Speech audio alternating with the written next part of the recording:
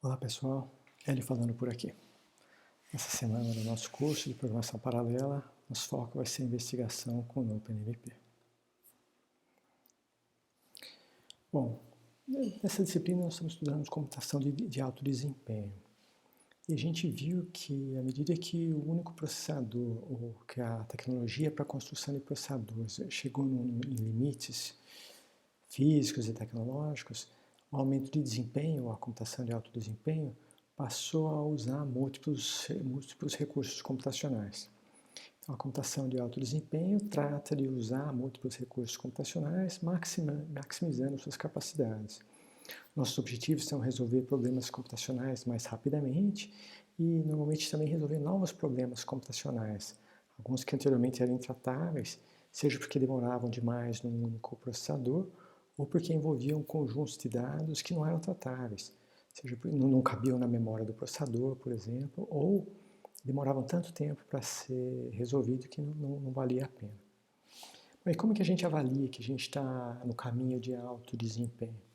Algumas medidas típicas são o tempo de resposta. Quando a gente submete uma aplicação com uma estratégia de alto desempenho, a gente quer que o tempo de resposta seja menor do que o tempo de resposta da aplicação sequencial. Uma medida específica para isso é o speedup, que é o grau de aceleração que a gente obtém com o uso de múltiplos recursos computacionais. De maneira geral, o tempo da aplicação sequencial vai ser maior do que o tempo, que a gente espera que seja, né? Maior do que o tempo da aplicação paralela. Na verdade, o que a gente espera é que o uso do paralelismo reduza o tempo de resposta.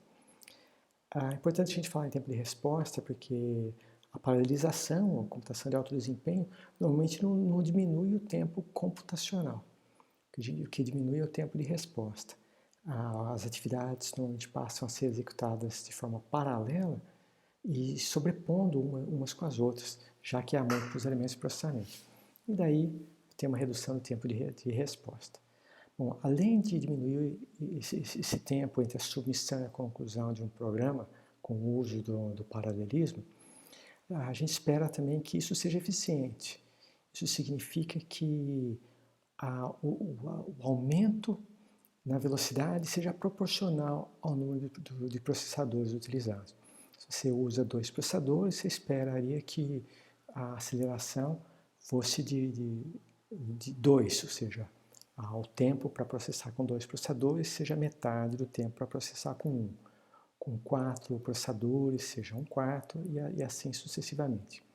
Isso aí daria uma eficiência de 1, que nem sempre é obtida, certo? Bom, nossa meta é buscar a computação de alto desempenho procurando maximizar a eficiência. A eficiência também pode envolver o gasto de energia. É possível comparar soluções computacionais do ponto de vista de quantos watts são consumidos para produzir cada megaflop, cada milhão de operações de ponto flutuante por segundo. Bom, esse é o nosso cenário, computação de alto desempenho. A gente viu que, na maior parte dos casos, o que se usa é uma replicação dos elementos funcionais. Isso pode acontecer dentro do processador, criando múltiplos pipelines para execução de instruções, usando unidades vetoriais, com replicação de elementos de processamento aritmético dentro do próprio processador, usando ULAs específicas. Também a gente viu que dá para replicar elementos funcionais, criando unidades de processamento especializados, como no caso dos FPGAs, e dá também para replicar processadores. A replicação de processadores pode acontecer no modelo SIND, em que uma única instrução é executada de maneira síncrona em vários processadores, ou até no modelo da GPU, que é o SMT, em que há múltiplas unidades de processamento, múltiplos pequenos processadores executando a mesma thread, mas não necessariamente de maneira sincronizada aqui. Bom, por fim, a gente chega na arquitetura, que é o alvo do nosso estudo dessa semana. O cenário é aquele composto de múltiplas CPUs, múltiplos cores, múltiplos núcleos, e o modelo de processamento que a gente vai explorar aqui é o MIMD. Então, múltiplas instruções sendo aplicadas em múltiplos dados. Basicamente, múltiplos processadores sem nenhuma coordenação entre eles, cada um executando o que tiver para executar. Bom, pensando no uso desses múltiplos processadores, vamos olhar bom, basicamente seria um computador com vários cores, vários núcleos, às vezes várias pastilhas, cada pastilha de processador podendo ter vários núcleos aqui. Inclusive cada núcleo podendo ser do tipo HT. Enfim, o que vai ser visível para o sistema operacional é um conjunto de processadores. Então nós estamos falando de como usar um computador com vários processadores aqui. Bom, do ponto de vista do SO, vamos desconsiderar a virtualização, o uso de container, etc. Vamos pensar que a gente vai trabalhar em cima do bare metal, aqui, em cima do hardware diretamente. Então vai ter um SO e o SO vai gerenciar esses múltiplos processadores. Como que o SO organiza o uso dos processadores?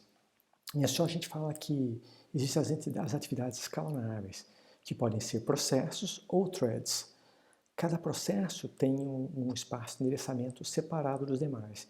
Isso é uma coisa muito boa, né? Porque foi essa espécie de virtualização do espaço de endereçamento que possibilitou a execução de múltiplos processos ao mesmo tempo, alternadamente ou ao mesmo tempo no mesmo equipamento. Só que quando a gente pensa em computação de alto desempenho, o fato de processos terem espaço de endereçamento separado pode não ser ideal para a nossa aplicação, porque as comunicações entre as diferentes partes da nossa aplicação, se ela for composta de múltiplos processos, podem não ser tão eficientes. Pode envolver mecanismos de IPC, a cópia de memória da área de processo para a área de kernel, cópia do kernel para a área de processo, e nem sempre é muito eficiente. Por fim, a gente chega na outra entidade escalonável, que são as threads, ou linhas de execução. Os SOs dão suporte para que cada processo tenha múltiplas threads, múltiplas linhas de execução. As linhas de execução de um processo compartilham o seu espaço de endereçamento e, dessa forma, se for necessária comunicação e sincronização entre as threads, isso ocorre de maneira eficiente através de elementos ou estruturas de dados posicionados na memória compartilhada.